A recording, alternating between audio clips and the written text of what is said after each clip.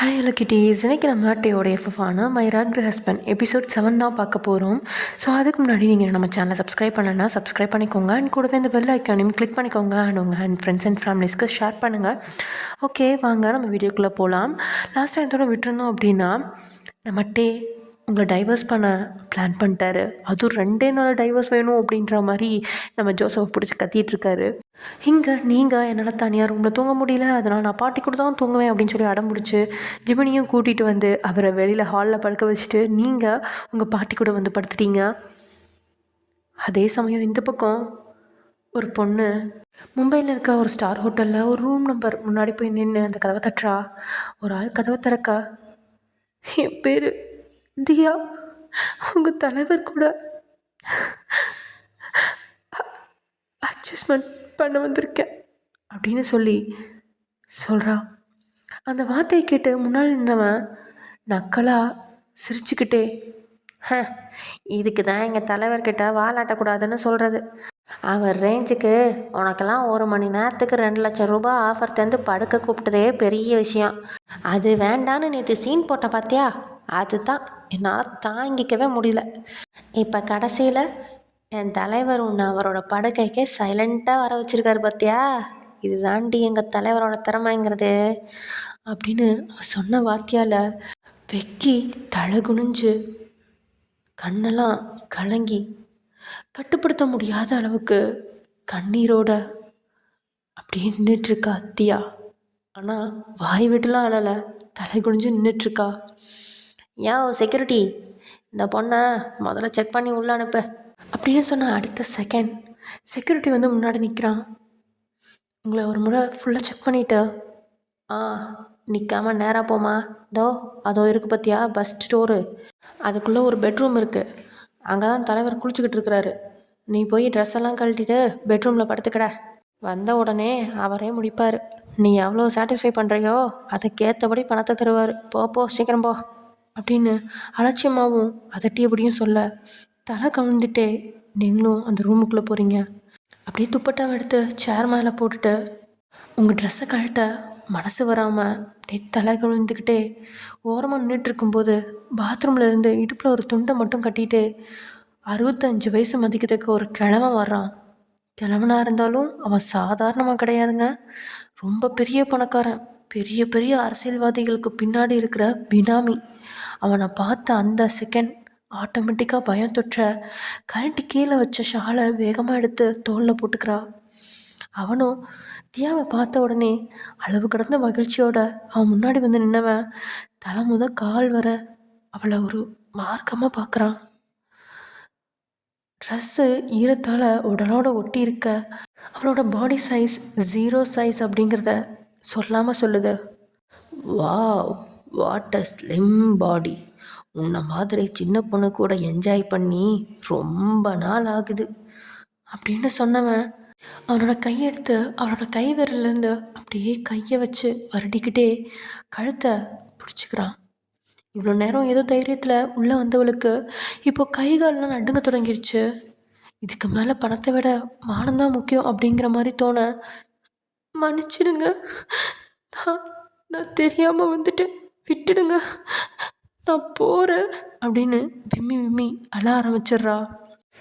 ஏய், என்ன இவ்வளோ பக்கத்தில் வந்துட்டு என் முருங்கைக்காயை மூடேற்றி வச்சுட்டு எங்கே போகிற? உனக்கு காலேஜ் ஃபீஸ் கட்ட பணம் வேணும், உன் அக்காவுக்கு கல்யாணம் பண்ணி கொடுக்க பணம் வேணும், பாட்டியை பார்த்துக்க பணம் வேணும், உன் ஒருத்தியை நம்பி தான் உன் குடும்பமே இருக்குது. வெறும் 1 மணி நேரம், 1 மணி நேரத்தில் 2 லட்சம் ரூபாய் சம்பாதிக்க யாருக்கு துப்பு இருக்குது? உனக்கு இந்த வாய்ப்பு கிடச்சிருக்குது.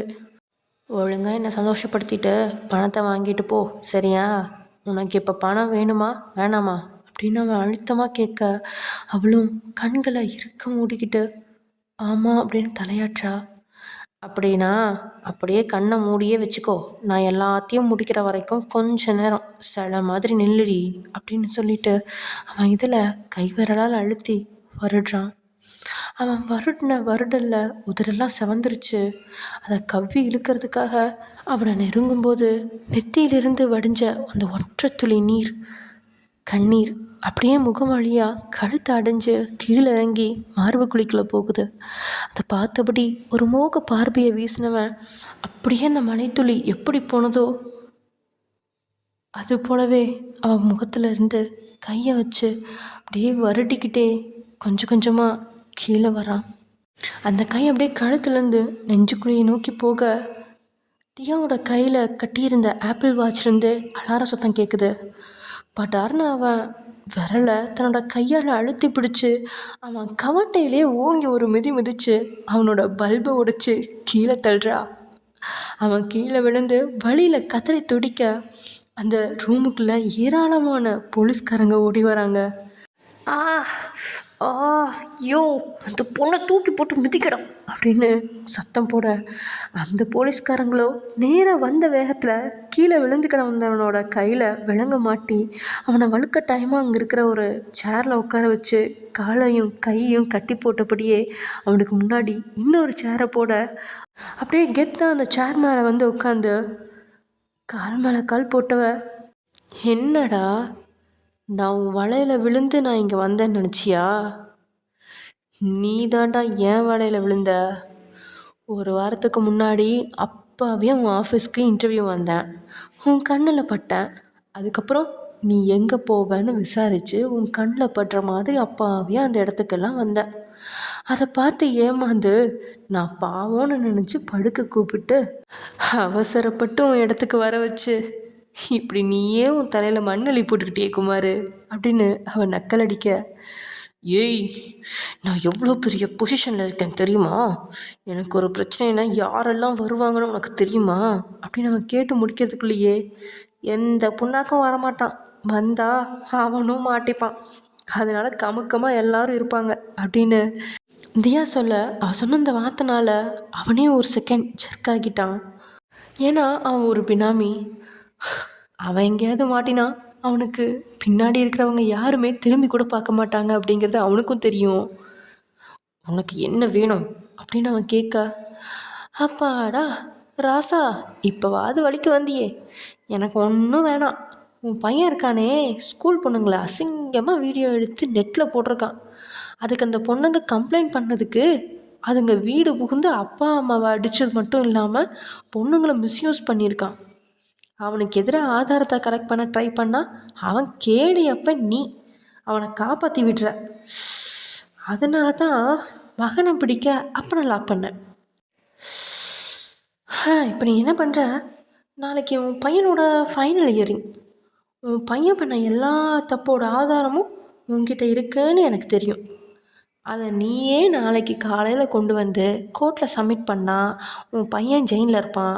இல்லைன்னா நீ இவ்வளோ நேரம் பண்ண பார்த்தியா சில்மிஷம், அதை அப்படியே வீடியோவாக எடுத்து வச்சுருக்கேன், அதை சோஷியல் மீடியாவில் பரப்பிவிட்டு உன் அரசியல் வாழ்க்கைக்கு ஆர்த்து வச்சுருவேன். உன் பையன் முக்கியமாக உன் அரசியல் வாழ்க்கை முக்கியமா, நீயே முடிவு பண்ணு அப்படின்னு சரியாக செக் வச்சிட்டா. 23 வயசு பொண்ணு, ஆனால் அவளோட யோசனையும் செயலும் வேறு விதமாக இருக்க அப்பாவே அப்படின்னு நினச்சி அவளை நெருங்கி அவசரப்பட்டு பிரச்சனையில் மாட்டிக்கிட்டான் அப்படிங்கிறத உணர்ந்த அந்த நொடி தன்னோட மகனா அரசியலா அப்படின்னு குழப்பம் தோழுது. ஒரே மகன், அவன் மேலே கொல்ல ஆசை இருந்தாலும் 21 வயசு பையனை விட 45 வருஷமாக அவன் ஆசைப்பட்டுட்டு இருந்த அரசியல் அதுதான் அவனுக்கு முக்கியம்னு தோண, சரி ஓகே என் பையனை நானே ஜெயிலுக்கு அனுப்பி வைக்கிறான் அப்படின்னு அவன் அழுத்தமாக சொல்ல, அவன் ஒரு அரசியல்வாதி, எப்படியோ அவன் இப்படி தான் முடிவெடுப்பான் அப்படிங்கிறத முன்கூட்டியே கணிச்சவ, குட் சாய்ஸ் மாம்ஸ் வட்டா அப்படின்னு சொல்லி கண்ணடிச்சபடியே அங்கேருந்து கிளம்புறா. அவளுக்கு பின்னாடி இருந்து அங்கே நின்றுக்கிட்டு இருந்த போலீஸ்காரங்களும் கிளம்ப எல்லாருமே நேராக வந்து ஹோட்டலுக்கு வெளியில் நின்று ஒரு காரில் ஏறி கிளம்பிடுறாங்க. அந்த காருக்குள்ளே ஏறினவங்கள 2 பேர் ரிப்போர்ட்டர்ஸ், மிச்சம் 4 பேர் லாயர்ஸ். குட் ஜாப் தியா, இந்த மாதிரியும் நீ கிளக்கிட்ட அப்படின்னு அவளை பாராட்ட அவளும் சிரிச்சுக்கிட்டே தன் மொபைலை எடுத்து யாருக்கோ ஃபோன் பண்ணுறா. ஹலோ ஐயா, நான் என் ஒர்க்கை கரெக்டாக முடிச்சிட்டேன், நாளைக்கு அந்த அரசியல்வாதியே தேவையான ஆதாரத்தோடு வந்து அந்த பையனை மாட்டி விட்டுருவான் அப்படின்னு சொல்ல, எதிர்ப்புறத்துலேருந்து okay Diya, I am so proud of you, நாளைக்கு நீ கோர்ட்டுக்கு வர வேண்டாம், நானே கோர்ட்டில் வச்சு அந்த ஆளோட பையனுக்கு என்ன தண்டனை கொடுக்கணுமோ அதை கொடுத்துக்கிறேன். நீ உன்கிட்ட இருக்க வீடியோவில் உன் ஃபேஸை கவர் பண்ணிவிட்டு சோஷியல் மீடியாவில் போட்டு அந்த அரசியல்வாதியோட மானத்தை வாங்கிடு அப்படின்னு சொல்ல, ஓகே சார் அப்படின்னு சொல்லிவிட்டு அவளும் கட் பண்ணிடுறா. ஏய் தியா, வழக்கம் போல் உன் ஜாபை பர்ஃபெக்டாக முடிச்சிட்ட, ஸோ எங்களுக்கு ட்ரீட் வை அப்படின்னு ஜேஹப் கேட்க, அவன் கையிலேயே அடித்தவ, அட போடா, நான் ட்ரீட் வச்சா என்னோடய சம்பளம் மொத்தமும் காலியாயிரும், அதெல்லாம் என்னால் முடியாது. நாளைக்கே எங்கள் ஊருக்கு கிளம்புறேன். என் சித்தப்பா வேற என் அக்காவுக்கு ஏதோ மாப்பிள்ளை பார்த்துருக்கானா. இனி ஊருக்கு போய் என் அக்காவுக்கு நிச்சயம் ஆகிறதுக்குள்ளே அந்த மாப்பிள்ளை வீட்டுக்காரங்களை வேற அடித்து துரத்த வேண்டிய வேலை இருக்குது அப்படின்னு சொல்ல, அந்த வார்த்தையை கேட்டு சிரித்தவங்க, என்னடி போகிற போக்க பார்த்தா உன் அக்காவுக்கு கல்யாணம் நடக்கவே விட மாட்ட போல இருக்கு அப்படின்னு கேட்க, அடப்போங்கடா, எங்கள் அக்காவுக்கு எப்படி கல்யாணம் பண்ணி வைக்கணும்னு எனக்கு தெரியும், நீங்கள் மூடுங்க அப்படின்னு சொல்லிட்டு அப்படியே சைட்டில் சாஞ்சு நீங்கள், பாட்டி, தியா 3 பேர் எடுத்துகிட்டு அந்த ஃபோட்டோவை பார்த்துட்டு உட்காந்துட்ருக்கா. இங்கே அடுத்த நாள் காலையில் 6 மணிக்கு கோழி கூவுற சத்தத்தில் நீங்களும் அலமு பாட்டியும் தூங்கிட்டுருக்கீங்க. உள்ள சத்தம் இல்லாமல் நுழைஞ்ச நம்ம ஜிமின் மெல்ல அலமு பாட்டியோட காலை சுரண்டி, டார்லிங் எலும்பு டார்லிங், எவ்வளோ நேரம் தான் தூங்குவ அப்படின்னு சத்தம் போட, அட எடுபட்ட பயலுகளா, நிம்மதியாக உறக்க விட மாட்டிங்களா, எவன்டா டிவி ஆன் பண்ணது அப்படின்னு பாட்டி கண்ணு திறக்காமலே கேட்க, அட பாட்டி, உன் வீட்டில் தான் டிவியே இல்லையே, நான் உன் லவ்வர் வந்திருக்கேன், கண்ணை திற அப்படின்னு அவன் பாட்டியோட கையை பிடிச்சி இழுக்க, பாட்டியும் அப்படியே கண்ணை திறந்து பார்த்து அதிர்ச்சியில் உரைய அப்படியே பாட்டியை எழுப்பி வெளியில் கூட்டிகிட்டு வந்துடுறான். இடுப்புலேருந்து ஒரு பேப்பர் எடுத்து பாட்டிக்கிட்ட கொடுத்துட்டு, பாட்டி, இது ரொம்ப பெரிய பொக்கிஷம், இந்த பொக்கிஷம் தான் உங்கள் பேத்தியோட வாழ்க்கையை காப்பாற்றும். நீங்கள் இதை உங்களோட 2வது பேத்தி லாயர் தியா இருக்கால்ல, அவகிட்ட கொடுங்க, வேறு யாருக்கிட்டேயும் கொடுக்கக்கூடாது பாட்டி, தியா கிட்ட மட்டும்தான் கொடுக்கணும் அப்படின்னு அவன் அழுத்தமாக சொல்ல, ஓகே பேராண்டி அப்படின்னு அது என்னன்னே தெரியாமலே பாட்டியும் அதை வாங்கிக்கிட்டாங்க. பாட்டியோட கண்ணுக்கு அது சாதாரண ஒரு காகிதமாக தெரிஞ்சாலும் இதுதான் உங்களோட வாழ்க்கையை காப்பாற்ற போகிற பொக்கிஷம் அப்படின்னு நம்ம ஜிமின்க்கு மட்டும்தான் தெரியும்.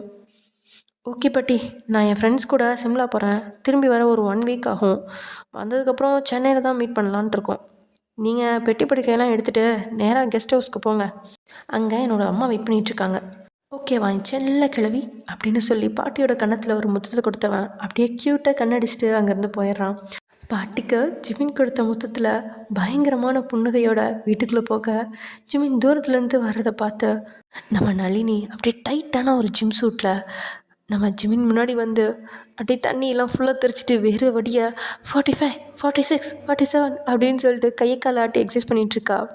நம்ம ஜிமின் கண்டிப்பாக எக்ஸசைஸ் பண்ணுற ஆளத்தான் இருப்பான், நம்ம எக்ஸசைஸ் பண்ணுறத பார்த்து அப்படியே ஆடி போய் அசந்து நின்றுவான் அப்படின்ற மாதிரி இவன் நினச்சிட்டு அவன் பக்கத்தில் வர நேரம் பார்த்து ஸ்லோ மோஷனில் அப்படியே திரும்ப, அவன் ஸ்லோ மோஷனில் திரும்புறதுக்குள்ளேயே இங்கே நம்ம ஜிமின் காரில் ஏறி 1/2 கிலோமீட்டர் தூரம் போயிடுறான்.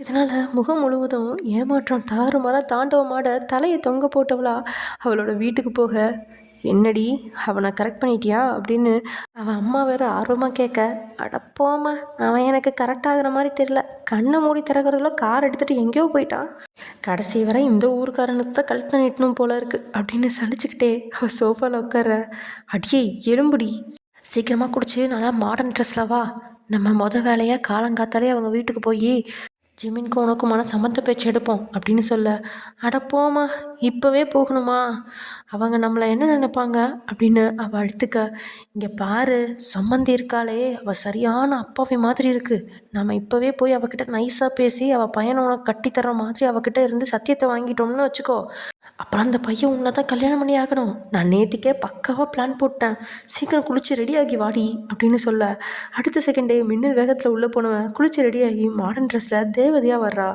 அப்படியே எல்லாரும் கிளம்பி நேராக அந்த கெஸ்ட் ஹவுஸ்க்கு போக, அங்கே போனவங்களுக்கு ரொம்ப பெரிய அதிர்ச்சி. ஏன்னா கெஸ்ட் ஹவுஸ்க்கு முன்னாடி இருந்த கேட்டில் ரொம்ப பெரிய பூட்டு போடப்பட்டிருக்கு. அதை பார்த்து திகச்சு நிற்கும்போதே அங்கே வந்து வாட்ச்மேன் ஒருத்தன், சார், லட்சுமி அம்மா, ஒயன் மேடம், அலமு பாட்டி எல்லாரும் ஏர்போர்ட்டுக்கு கிளம்பி 1 மணி நேரம் ஆச்சு, இந்நேரத்துக்கு அவங்க சென்னைக்கே போயிருப்பாங்க அப்படின்னு சொன்ன வார்த்தையை கேட்டு 3 பேர்த்துக்குமே ஹார்ட் அட்டாக்கே வந்துருச்சு. கல்யாண பேச்சு எடுக்கலான்ட்டு போனவங்களுக்கு ஏமாற்றம் தான் மிஞ்சுது. இங்கே ஆஸ்திரேலியாவில் ஒரு பிரம்மாண்டமான ஹோட்டலில் இருக்க ஒரு சொகுசு ரூமில் கால் மேலே கால் போட்டபடி ஹாயாக உட்காந்து நியூஸ் பேப்பரை அப்படியே வாசிச்சிட்ருக்காரு. அந்த ரூமோட கதவை யாரோ தட்டுற சத்தம் கேட்க எழுந்து வந்து கதவை திறக்கிறான். வெளியே ஒரு இந்திய பெண் நல்லா செம்ம கிளாமரா 2 பீஸ் ட்ரெஸ்ஸில் கவர்ச்சியாக அவளோட பார்ட்ஸில் பாதி வெளியில் தெரிகிற அளவுக்கு ட்ரெஸ் பண்ணிட்டு அப்படியே நெளிஞ்சு, ஹாய் ஹேண்ட்ஸம், சென்னையிலேருந்து பெரிய பிஸ்னஸ் மேன் வந்திருக்காருன்னு கேள்விப்பட்டேன், அதான் கம்பெனி கொடுக்கலாம்னு வந்தேன், டு யூ நீட் அப்படின்னு கேட்டுக்கிட்டே ஒற்றை விரலால் அவனோட நெஞ்சில் கையை வைக்கிறா. அடுத்த செகண்ட் அவன் மூஞ்சில் ஒரு அருவருப்பான ரியாக்ஷன் தோன்ற. ஹேய், என்னாச்சு? ஒரு வேளை இது வரைக்கும் எந்த பொண்ணு கூடவும் செக்ஸ் வச்சுக்கிட்டது இல்லையா? டோன்ட் வரி ஹேண்ட்ஸம், நான் எல்லாத்தையும் உனக்கு கற்றுத்தரேன் அப்படின்னு அவள் பேசிகிட்டு இருக்கும்போதே கையில் இருக்கிற 5 விரலும் அவள் கன்னத்தில் பதிஞ்சுது. அதில் அவள் திணறி நிற்கும்போதே அவன் மூக்கை இடிக்கும்படி பட்டார டோரை சாத்தி மூக்கையும் உடச்சிட்டான்.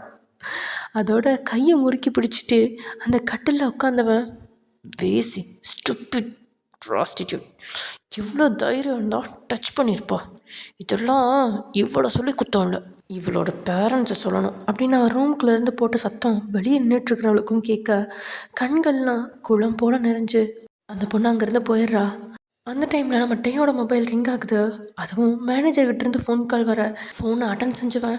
டைவர்ஸ் வாங்கிட்டீங்களா அப்படின்னு எடுத்த வாயோட கேட்க எதிர்ப்புறத்தில் இந்த மேனேஜரோ பயத்தில் எச்சில் முழுங்கிட்டே, பாஸ், அதை பற்றி சொல்கிறதுக்கு தான் ஃபோன் பண்ணேன், ஆக்சுவலி டைவர்ஸ் வாங்க முடியாது சார், அந்த பொண்ணுக்கு டைவர்ஸ் கொடுத்தா நீங்கள் பலதையும் இழக்க வேண்டியிருக்கும் அப்படின்னு அவன் சொல்ல, யோ, அந்த பொண்ணு டிமாண்ட் கேட்டாளா, எவ்வளோ ரூபா வேணுமோ அவ்வளோ ரூபாவை மூஞ்சியில் தூக்கி போட்டு டைவர்ஸை வாங்கி வை அப்படின்னு போட்ட சத்தத்தில் ஃபோனை தாண்டி லைவாக வந்து அவன் எப்படி கத்துவானோ அது மாதிரியே மேனேஜரோட காதில் கேட்குது. இதனால் காதை கைவிரலை விட்டு தேய்ச்சிட்டு மறுபடியும் மொபைலை காதில் வச்சுவேன், சார், பணம் கொடுக்க வேண்டியிருக்காது, ஆக்சுவலி இவ்வளோ நாள் நீங்கள் சம்பாதிச்ச மொத்த சொத்தையும் இனி அடுத்த 21 வருஷம் சம்பாதிக்க போகிற மொத்த சொத்தையும் அவங்களுக்கு கொடுக்க வேண்டியிருக்கும் அப்படின்னு மேனேஜர் சொன்ன வார்த்தையால் ஒரு செகண்ட் திகச்சவன், வாட் டு யூ மீன் அப்படின்னு கேட்க, வாட்ஸ்அப்பில் டீட்டெயில் அனுப்பிச்சிருக்கேன் பாருங்கள் சார் அப்படின்னு மேனேஜர் சொன்னதும் வாட்ஸ்அப்பை திறந்து அதுலேருந்து ஒரு டாக்குமெண்ட் எடுத்து வாசித்து பார்த்தவனோட கண்கள் கோபத்தில் சிவக்குது. மூக்கெல்லாம் அப்படியே பொடிச்சிக்கிட்டு கோபத்தில் விளறி நிற்க, இடியட் ஜிமின், உனக்கு அப்புறமா இருக்குது அப்படின்னு வாயிலேயே முணங்கியபடியே ஃபோனை எடுத்து காதில் வச்சுவேன், நான் சொல்கிற மாதிரி செய் அப்படின்னு ஏதோ ஒரு விஷயத்த சொல்லிவிட்டு காலை கட் பண்ணுறான். அதே சமயம் இங்கே நீங்கள், பாட்டி, லக்ஷ்மி, கண்ணம்மான்னு எல்லாருமே சென்னை ஏர்போர்ட்டில் வந்து இறங்குறீங்க. உங்களை பிக்கப் பண்ண நம்ம மயூரி வந்திருக்கா. அவள் டேரெக்டாக கெஸ்ட் ஹவுஸ்க்கு கூட்டிகிட்டு போகிறா.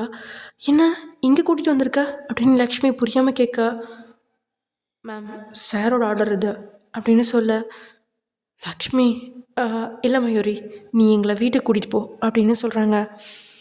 இல்லை மேம், இது சாரோட ஆர்டர், நீங்கள் இங்கே தான் போயாகணும், இல்லைனா என்ன நடக்கும்னு உங்களுக்கு நல்லாவே தெரியும் அப்படின்னு மயூரி சொல்ல, லக்ஷ்மியும் வேறு வழி இல்லாமல் அந்த வீட்டுக்குள்ளே போகிறாங்க. லக்ஷ்மி, பாட்டி, அப்புறம் நீங்கள் 3 பேரும் சாயங்காலம் 6 மணி வரைக்கும் அதே கெஸ்ட் ஹவுஸில் தான் வெயிட் பண்ணிகிட்ருக்கீங்க. பட் கண்ணம்மாவை மட்டும் மயூரி அவங்க வீட்டுக்கு கூட்டிகிட்டு போயிடுறா. அதாவது டேயோட வீட்டுக்கு. ஏன்னா அங்கே இருக்க வேலையெல்லாம் வேறு யார் செய்வா, நம்ம கண்ணம்மா தானே செஞ்சாகணும். ஸோ அதனால தான் தென் ஷார்ப்பாக 6 மணிக்கு மயூரிக்கு ஒரு கால் வருது. எஸ் சார், ஓகே சார் அப்படின்னு சொன்ன அவள் காலை கட் பண்ணிட்டா. வயன், பாட்டி 2 பேரும் காரில் ஏறுங்க, உங்களை வீட்டுக்கு கூட்டிகிட்டு போக பெர்மிஷன் கிடச்சிருச்சு அப்படின்னு சொல்ல, அதை கேட்டு 3 பேருமே எழும்ப, லக்ஷ்மி மேடம், உங்களுக்கு வீட்டுக்கு போக பெர்மிஷன் கிடைக்கல, நான் வயன் அண்ட் பாட்டி மட்டும்தான் சொன்னேன் அப்படின்னு சொல்லி மயூரி அவங்க 2 பேர்த்தையும் வலுக்கட்டாயமாக அழைச்சிட்டு போய் காரில் ஏற்றுறா. உங்களுக்கும் லக்ஷ்மி ஏன் நம்ம கூட கூட்டிகிட்டு போக முடியல அப்படின்னு சொல்லி குழப்பமாக இருக்கு. அதே சமயம் லக்ஷ்மிக்கு வீட்டில் எதுவும் நடக்க போகுது அப்படின்னு பதட்டமாக ஆரம்பிக்குது. அவங்கள ஒருத்தர் பேசி கூட விடாமல் மயூரி அவங்கள அழைச்சிட்டு போய் காரில் ஏற்றுறா.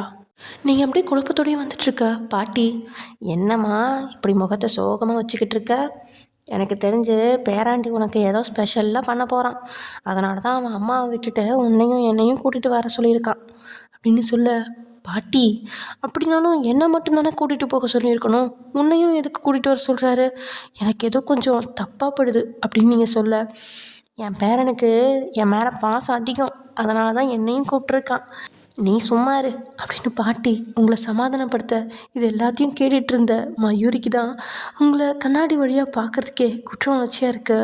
அடுத்த அரை மணி நேரம் நைட்டு வெளிச்சத்தில் சென்னை சிட்டியை ரசித்தபடியே நீங்கள் உட்காந்துட்ருக்க. கார் அப்படியே ஒரு பெரிய பிரம்மாண்டமான வீட்டுக்கு முன்னாடி வந்து நிற்கிது. இதுதான் உங்களோட வருங்கால வீடு அப்படிங்கிறது தெரிஞ்சு 2 பேருமே வாயை பழக்கிறீங்க. அந்த வீடு அப்படியே விளக்கு வெளிச்சத்தில் தகுதகன்னு மின்ன மயூரி கூல இறங்கின உடனே உங்கள் கையில் இருந்த பெட்டியை வாங்கிக்கிட்டே வாங்க ஒயன் அப்படின்னு சொல்லிக்கிட்டே முன்னாடி போக நீங்கள் படியில் கால் எடுத்து வைக்கும்போதே அதை தடுத்தபடி பாட்டி என்னம்மா பண்ணுற, முதல்ல புகுந்த வீட்டுக்குள்ளே போகிற, முறைப்படி ஆர்த்தி எடுத்து தான் உள்ளே கூட்டிகிட்டு போவாங்க அப்படின்னு சொல்லி தடுக்க மயூரியோ எக்ஸ்கியூஸ் மீ, யாரும் ஆர்த்தி எடுக்க வரமாட்டாங்க, உள்ளே வாங்க அப்படின்னு கூப்பிட, இல்லைம்மா நீ போய் யாரையாவது ஆர்த்தி எடுக்க வர சொல்லு அப்படின்னு பாட்டி பேசிகிட்டு இருக்கும்போதே அந்த வீட்டோட பிரம்மாண்டமான கதவு திறக்குது. அந்த கதவு நடுவில் முன்னாடி கைகளை கட்டிக்கிட்டு கோட் ஷூட்டில் மிடுக்கான தோற்றத்தோட நின்றுட்டுருக்காரு. தன்னோட கணவரை பார்த்ததும் உங்களுக்கு மகிழ்ச்சி, பாட்டிக்கும் அவனை பார்த்து சந்தோஷம் தவளை. உள்ளே வர சொன்னா வர தெரியாதா ஒயன் அப்படின்னு ஒரு குரல் கொடுக்க, இந்த முறை பாட்டி தடுக்காமல் வலது காலை வச்சு போவேன் அப்படின்னு சொல்ல, அவ்வளோ வலது காலை வச்சு படியில் எடுத்து வச்சு மேலே ஏற அவளுக்கு முன்னாடி இருந்து 2 கட்டப்பை நிறைய பொருட்களோட பாட்டி பின்னாடி இருந்து ஏற, ஸ்டாப் இட், நீங்கள் எங்கே வரீங்க அப்படின்னு கேட்குறாரு. அந்த குரலை கேட்டு 2 பேருமே தடுமாறி நிற்க, என்ன பேராண்டி நீ தானே வர சொன்ன அப்படின்னு பாட்டி கேட்க, நான் ஒய்யனை தான் வர சொன்னேன், உங்களை வர சொல்லலை அப்படின்னு அவன் சொன்ன அந்த வார்த்தையால் 2 பேருமே அப்படி திகச்சிருக்காங்க. ஒருத்தர் முகத்தை ஒருத்தர் மாற்றி மாற்றி பார்க்க, நான் சொன்னது புரியலையா ஒயன், நீ உள்ளடி போ, நீங்கள் வந்த வழியாக கிளம்புங்க அப்படின்னு அவன் சொல்ல பாட்டி ஒரு செகண்ட் பதறி போயிட்டாங்க. நீங்களும் அதே பதட்டத்தோட என்ன சொல்கிறீங்க, எதுக்கு பாட்டியை கிளம்ப சொல்கிறீங்க, நீங்கள் தானே பாட்டியை நம்ம கூட வச்சுக்கலான்னு சொன்னீங்க அப்படின்னு நீங்கள் நடுங்கிக்கிட்டே கேட்க, what are you crazy, do you have brain or any sense, when did I tell you that அப்படின்னு அவன் சத்தமிட, அவன் சொன்ன அந்த வார்த்தையில் ஒரு வார்த்தை கூட 2 பேர்த்துக்குமே புரியல. இருந்தாலும் அவன் ஏதோ திட்டான்னு மட்டும் புரியுது. அவனுக்கும் அவன் சொன்னது 2 பேர்த்துக்குமே புரியல அப்படிங்கிறது தெளிவாக தெரிய, கண்ட்ரி ப்ரூட் சரியான பட்டு காட்டான்களாக இருக்குதுங்க அப்படின்னு வாய்க்குள்ளேயே முடங்கினவன் ஓரக்கனால மயூரியை பார்க்க, அடுத்த செகண்ட் உங்கள் பக்கத்தில் வந்த மயூரி உங்களோட கையை பிடிச்சி வழுக்கட்டாயமாக வீட்டுக்குள்ளே இழுக்க, என்ன பண்ணுறீங்க, என்னை விடுங்க, நான் பாட்டி கூட தான் வருவேன் அப்படின்னு நீங்கள் அடம் பிடிச்சாலும் மயூரியோட பிடியால் உங்களால் தாக்கு பிடிக்க முடியாமல் அவள் இழுத்த இழுப்புக்கு நீங்களும் வேறு வழி இல்லாமல் தடுமாறி விழாத குறையாக உள்ளே போய் விழுகிறீங்க.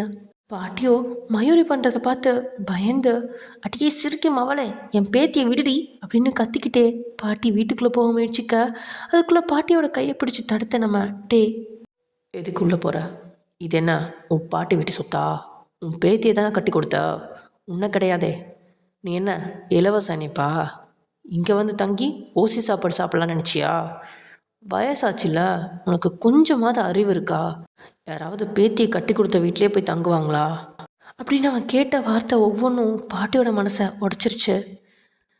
பாட்டி அப்படியே கண்கள் கலங்க உங்களை ஒரு செகண்ட் பார்த்துட்டு அப்படியே திரும்பி எதுவுமே பேசாமல் நடக்கிறாங்க. சென்னை சிட்டியை இதான் முத தடவை பார்க்குறாங்க. அந்த ஊரில் திக்கு தசை கூட தெரியாது அந்த பாட்டிக்கு. எதுவுமே தெரியாமல் எப்படி அவங்க ஊர் போய் சேருவாங்க? ஓகே ஃப்ரெண்ட்ஸ், இதோட இந்த எபிசோட முடிச்சுக்கலாம். நெக்ஸ்ட் எபிசோட நாளைக்கு பார்க்கலாம். ஓகே, பாய்.